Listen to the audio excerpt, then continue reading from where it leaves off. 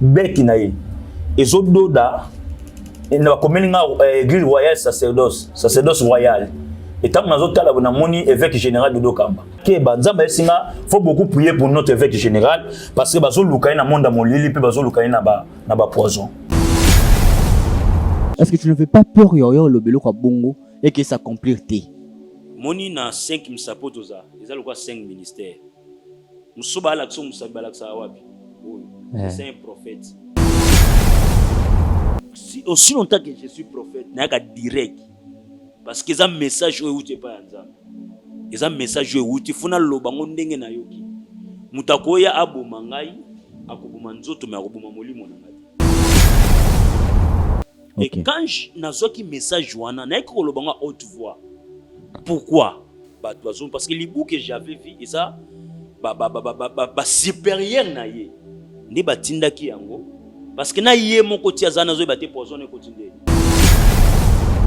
Ce sont des choses spirituelles. Parce que mission ya poison eza ke basani et bomaye atika poste wana parce que ça na guerre des esprits.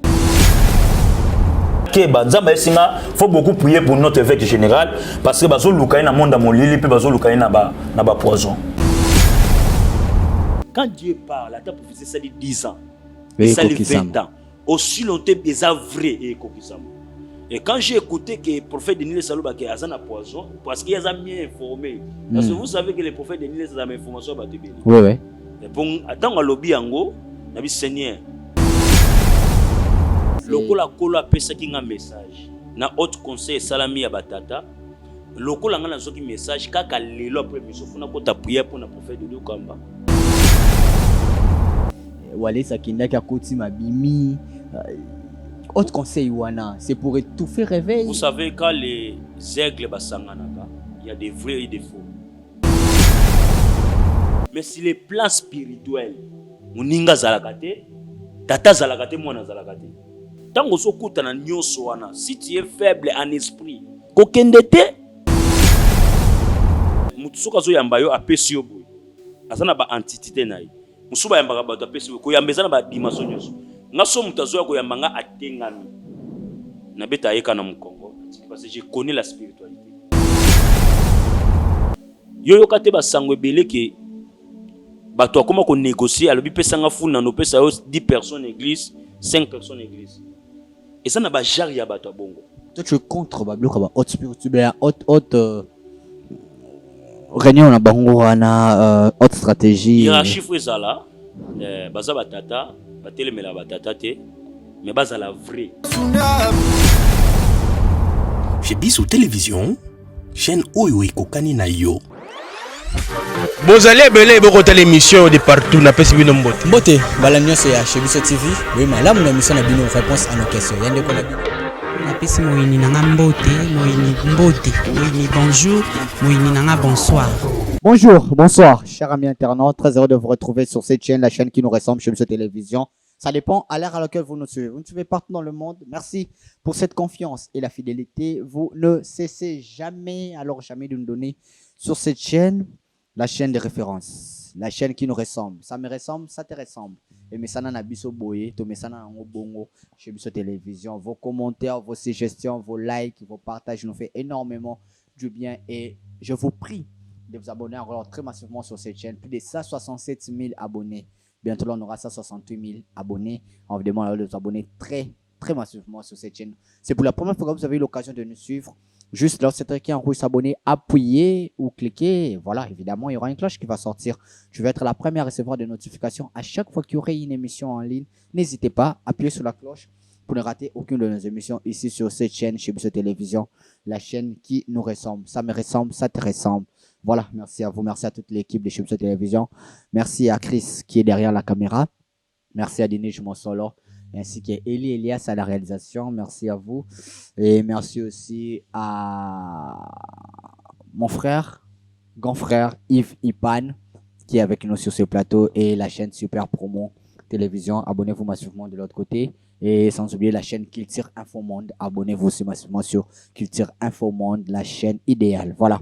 Voilà. Aujourd'hui, on est là avec cet homme de Dieu. Il avait raison. Il y a tellement des insultes quand j'ai vu ces commentaires. Il y a là une année, 10 mois. Précisément, il y a 10 mois passés. Donc, ce temps en janvier, c'était peut-être en octobre. 10 mois, surtout 10 mois. Tous on a 40 mois.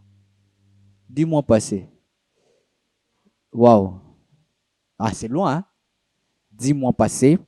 Cet homme de Dieu avait révélé quelque chose. Il avait vu un hibou, un géant hibou, en écoutant la limité. Et puis, il a vu comment batu basangana kapo baluka ba boma réveil ba boma papa na biso de dokamba na ba poison na banini boy. Et voilà, aujourd'hui banungu nungu bimi papa évêque général de Dokamba empoisonné, évêque de Dokamba malade, papa évêque de Dokamba menacé pour notre église na biso ya corps de Christ ya réveil. Et autre conseil, Salama, Balukaba, Babouma, RSC. Qu'est-ce qui se passe? Après 10 mois aujourd'hui, le prophète amiral de la République, il est avec nous sur ce plateau. Quand il dit, ça se réalise. Le prophète est avec nous ici. Merci Naba, Brad Bumba, nos partenaires. Je salue. Daniela Mokoko Yaba Daniela, merci à toi, la Fondation Mon Cède, Mon Cœur pour des enfants ou des personnes démunies. Merci à toi. Bon séjour à Kinshasa, Madame, Maman Pasteur, Christelle Mokoko, ici à Kinshasa, bon séjour à toi. Et voilà, Daniela Mokoko, je salue mon bébé champion, Noah, Manassé, notre casse-tête, excusez-moi. Brian, voilà, Binonion, je vous salue. Esaïe, merci à vous. Là, ce sont mes champions en moi. Et sans oublier SKS, une femme qui fait pleuvoir de l'argent comme des larmes. Une héroïne dans l'ombre, la morphologie que tous les hommes recherchent. SKS, voilà. Aujourd'hui, avec Amiral de la République. Ainsi dit, ainsi fait. Amiral, bonjour. Papa Brad, bonjour Naba bien-aimé nyonso, merveille, bonne année. Namoni ki année liboso émission liboso na chebiso. Bonne année aussi. Bonne année na bana nzambe nyonso partout dans le monde. Bonne année na bino nyonso bozali, bonne année partout bozola na biso. Année oyo eza année de la lumière. Très bien. Lokola nzamba kotio année oyo yeba ke lumière ezali mutako saloma bazate. L'année encore fraîche, année za mobimba, Nzambe oya benganga, le Dieu qui m'a donné le pouvoir sur les 7 mondes des esprits, tika Nzamba natanda loboko likola vi na yo na neo. Voilà, Amiral de la République, vous étiez malade, batu babengi bandozo ote, toyoka ki Amiral, a des poisons, Amiral, dérangé, sokozo, ozo, toussé, il y avait du sang. Ce qui a atténué, il y avait du sang. C'était quoi? Les 31, normalement, il faut en veiller. Est-ce que vous avez pu en veiller? Oui, l'église est continue, mais Yomoko. Vous avez le temps de prier pour le corps pour na bana oyoyo au Kambarana église. Ok, moi, prophète amiral. Je savais que tu ne voulais pas que je parle de ça. Vraiment. Prophète amiral, prophète, moi, quand il y a des médias. Quand moi je viens avec les messages, même dans la télévision nationale, dans la TNT, na fongola comme noko na ngai mubimba, na mela kama lobati concernant la prophétie. Na lobaka direct, pe na lobaka ndenge zali. Et loko wana batu balingi yango te, batu bazana besoin prophète amiral akufa, batu bazana besoin prophète amiral atika côté ya sango malamu. Dernièrement na bureau nazoeba kana ba prière oyo. OK. Nyambaki mutu mo na bureau. Mais mutu wana kotaki na ba solo moko boya ba parfum moko boya. Après savoir ko yamba ye na comment ko tousser. Zaki eloko moko pozo mo mpepe. OK. Bande ko tousser na tousser ti e frapper nga vraiment tembelé. Lokola naza muta molimo, lokola naza na maîtrise ba monde des esprits. Ngana kimela aka epa ya Nzambe na sambela ka Nzambe na tuna ka Nzambe kola pesinga ba service men santé comme ko danger soki na toussé na sanzi makila na bimisi ba miyoto le batana lingala fo makile bima cerveau zo beta do senti mutu ba makolo kolemba et nzoto vome koyaki mais na service okola sunga kinga na salika sen na sali sen na vomir et libumelekaki c'était du poison okola longoli na nzoto.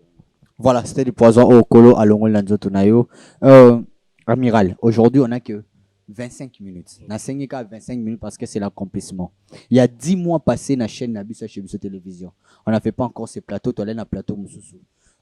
Vous nous avez parlé qu'il y avait un hibou na limité. Vous nous avez parlé qu'il y a Dodo Kamba au Monaki ba empoisonné l'évêque général de l'église. Vous nous avez parlé qu'il y avait beaucoup de choses, complot mourandais au Salem.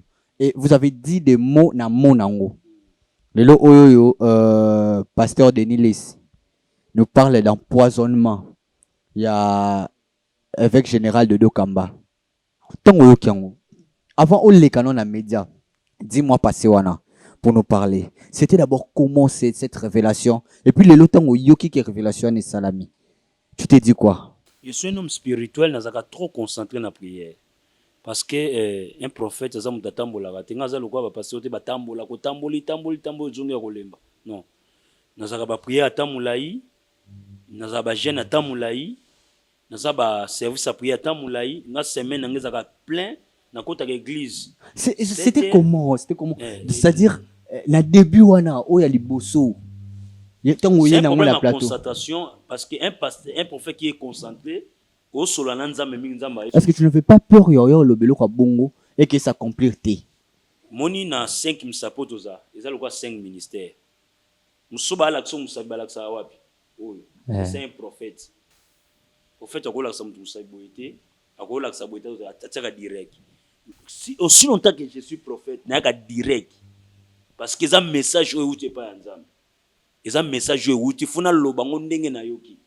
Mutakoya aboma ngai akoboma nzoto me akoboma molimo na ngati. OK. Ata leo na kufi mon esprit ekotambola ekokanga ekoloba. Et quand nazoki message wana na ekoloba nga haute voix.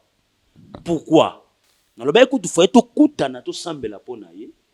Mais nazoki occasion wana te j'ai fait ce que voulais faire mais na kota kité. Quand Dieu parle, ata prophétie ça dit 10 ans. Ça dit 20 ans. Aussi longtemps eza vrai et ekokisama. Et quand j'ai écouté que le prophète Denis Salouba qui a un poison, parce qu'il a mieux informé. Parce que vous savez que le prophète Denis a des informations à Batebeli. Oui.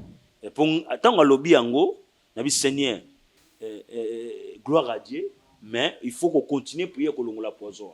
J'aimerais qu'ensemble nous suivons cet élément. Il y a 10 mois passés, dans Chebiso Télévision, quand vous avez parlé de l'empoisonnement, il y a notre évêque général de Dokamba. On se retrouve tout juste après. Chaîne oyo ekokani na yo. Église kola tesinga boulevard Lumumba kozwa bande changer ti na Sendwe. Kobani 18e échangeur. Oui. Si Sendwe. Kolo ayesinga Timothée Tala. Bien papa Brad na moni ibu ya munene. Boko na ye côté changer, ma papu na ye côté changer. Ti moko ke côté Sendwe koido ezu boulevard wana. Na moni ba figi ya bato. Ba telemisi ibu wana po kausa ba église mususu mutu na ye beki na ye ezododa na ba komelinga église royale sacerdoce royal etam nazotala bona moni évêque général de Dokamba alinga kausa ye akeba nzamba esinga faut beaucoup prier pour notre évêque général parce que bazoluka na monde molili pe bazoluka na ba poison. Voilà, de retour sur ce plateau. Alors tango yo kiango accomplissement. Et ça accomplissement, je suis prophète. Prophète a bégé à côté. Prophétie faut accomplissement.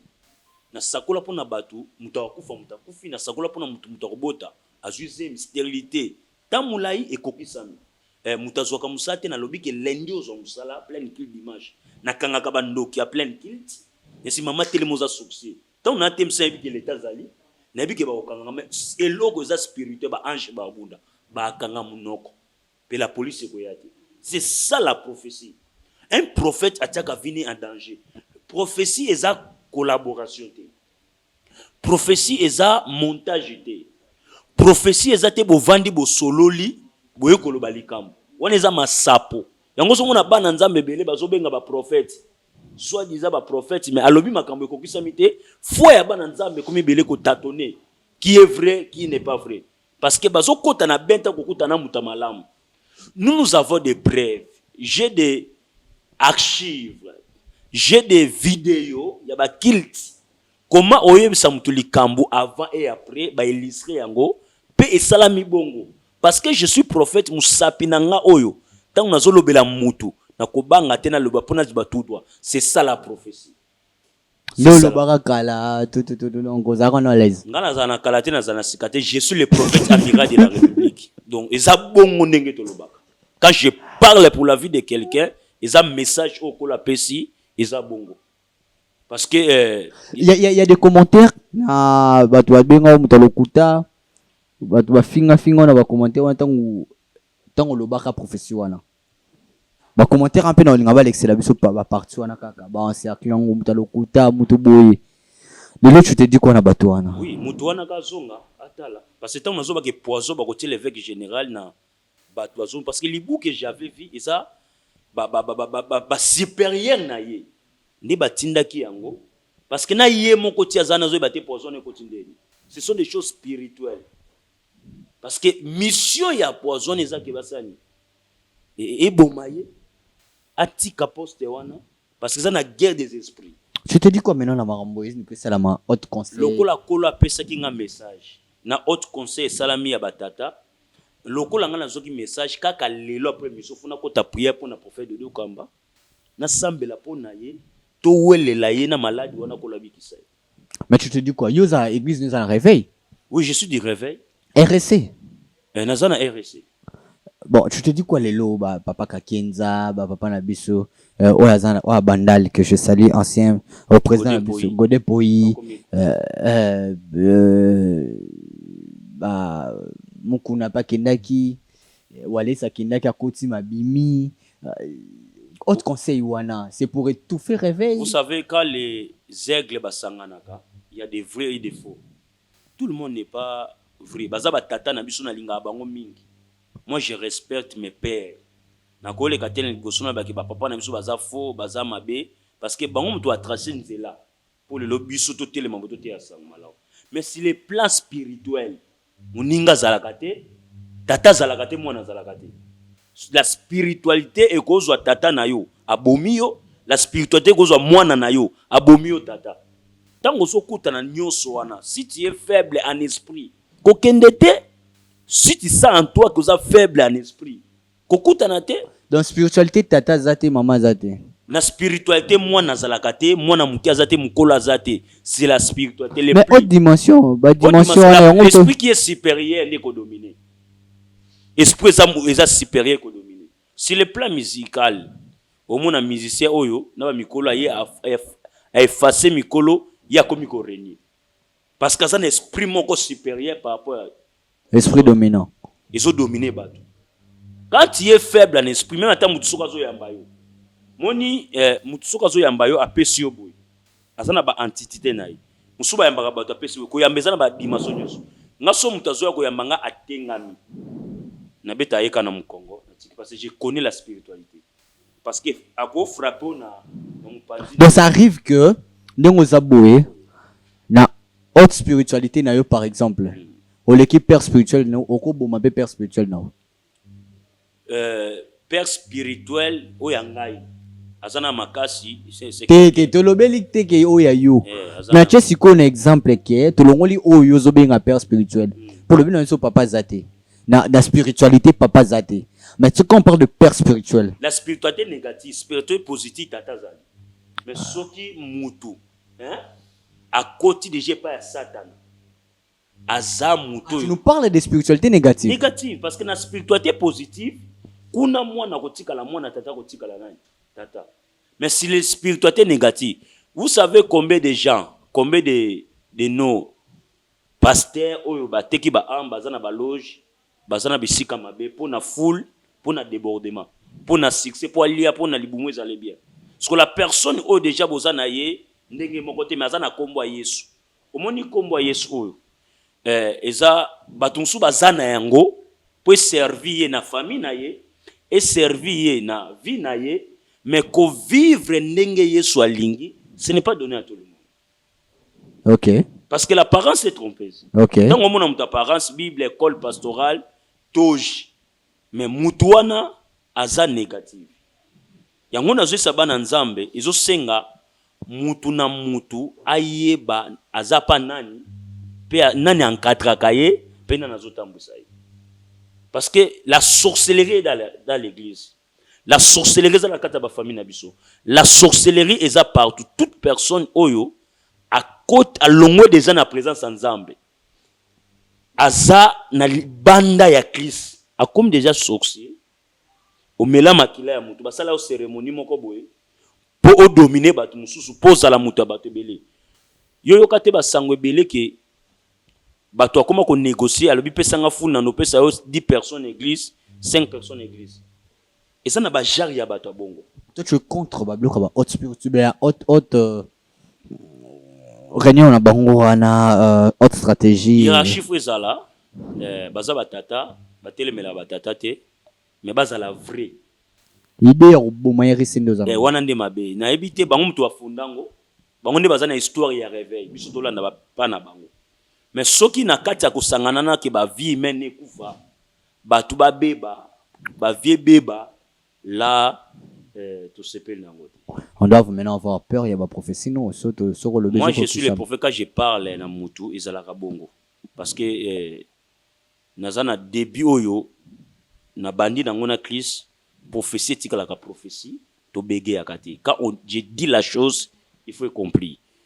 Aux église, toi tu es sorcier boy na sali service mutandimi. Tout cela parce que nazana esprit supérieur, nazana maîtrise ya 4 mondes. OK.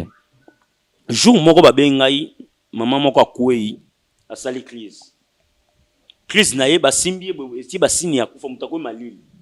Mais tant akwei wana esprit na ina nekete. Mutabomi azawana azosala ba cérémonie koma ko ozwai. Na ye na telemi na bandi kotana na lupango. Na tiki batu nyonso na ke na simanzete banana banaye kubondela langue na lo balang tango nazongi na bwakeli mutu oui mutalamuki mbamba tango bino bolo bake azabo ya kebo la personne qui a azana miso ko fongwama akosala makambo ko batu nyonso te ya kosala makambo ndenge zali po ma réussite. Un homme spirituel ne chute jamais, un homme spirituel a bégué à kate, un homme spirituel a tatonaka te si bakaba guérison. Yesu alemana ka maladie.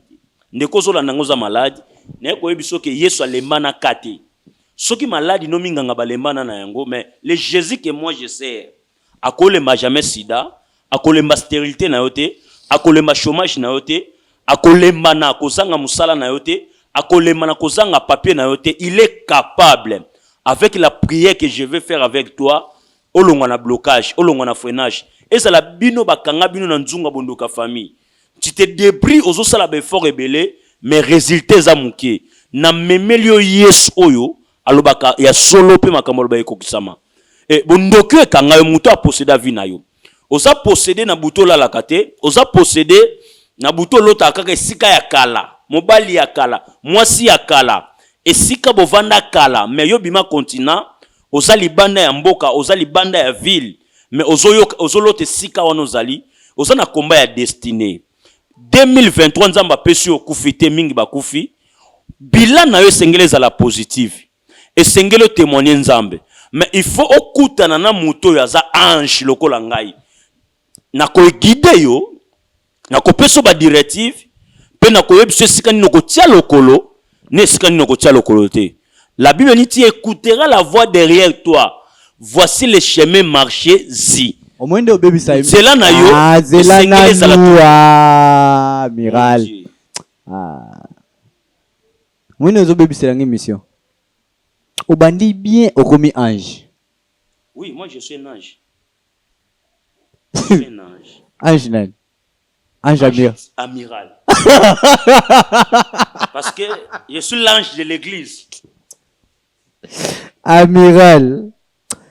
Oui, bah, c'est moi, qui est brazanga là. T'es ok, pas été. Ange. T'es la lobby là, et ça, là, on a des passages. Ange, qui est né, wapi. Azalaki. La ville est calme, mais tout est calme. On a maîtrisé ça spirituellement, on le de la République. Ouais, la ville est calme. Mais avec Jésus, Ange. Ata moni libulu. Omoni nengo kotsa na terrain mo na ngana loba ange. Je suis l'ange de l'église. L'église que je dirige. Ange gardien. Les Monsieur évangélique international pour la libération des âmes. Dans la communauté, Dieu m'a établi comme l'ange de l'église. Yomo ange de l'église. Je suis le prophète, je suis l'ange de l'église. Moi, je suis l'ange. Comprendre que tout homme de Dieu Aza ange. Oui, Ah. oui, aza ange au nzamba tie pour orienter bana nzambe na destinée. Nena pesa mutu mombote. Tu es libre de le faire. Au permettre. Longola micro.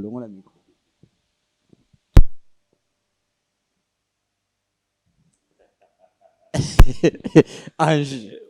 Mbote na bana nzambe nyoso. Bande kufutu sambe na Voilà. On a besoin que ma vie ezala changer. On a besoin que ane au témoigner. Bien aimé. Oyana mokilité pour ça la kaba perte. Oyana mokilité pour ça na retard abatu. Le lot ozana 18e jour ya année. Biso nyoso le premier na 0 est oganga ki bonne année o mi filimaki. Olobimbula sika makambo sika. Mais soko za préparé spirituellement te. Soko za délivré te vie na ko fongama te. Na lingina yebiso ke sengeli délivrance za la totale, délivrance za la intégrale. Délivrance na fo za na tous les plans. Maboko nzamba kela yango po pangusaka ma misute. Maboko nzamba kela yango po simba, metala yo simba kate. Trop de pertes parce que vous avez possédé dans l'esprit à limitation. Vous avez possédé dans l'esprit à pauvreté. Ba kanga on a katanzunga bondoki. Ba blocade destiné na yo. Belme sengeli oye ba vrai cause ya malheur na yo. Et sengeli oye ba nanaza derrière passe na yo po fongwama. Na lingina yebiso loko oyo. Na biki sakate na pesa ka solution te. Na za muto na pesa ka bate mais Jésus Christ grâce à tiakati na ngai par laquelle ne kozulango solution. Na ze pas vite na za pololete. J'ai des choses de Dieu à moi. Oyo bato azo témoigner. J'ai des choses de Jésus-Christ de Nazareth. Oyo sala kena mona. Oyo sala kena yoka. Na lingo bénéficier na grâce wana. Yo sa malade. Yesu atindi ngai. Na sambela pono bika. Yo bota kate. Yesu atindi ngai na sambela pono obota. Yo makamune tambola kate. Yesu atindi ngai makamune tambola. Osana tente anéolela. Parce que l'année 2023 est sa année à lumière. Bien aimé nzambe oyo osambela ka Jésus qui s'est resté a échoué na kamo côté. Femme ya perte ya sang tango Yesu azoleka amilobeli na dépensé pas minganga, elle a dépensé tout ce qu'il avait. Mais tango amoni Yesu alobite soki kaka na simbi eteni elamba ya Yesu na kobika.